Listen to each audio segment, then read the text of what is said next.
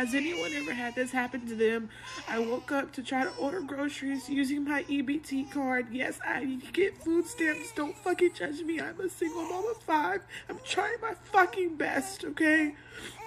I woke up to try to order groceries, and it said that my EBT card balance was $1.17, and I know for a fact that I had over $400 left on that card.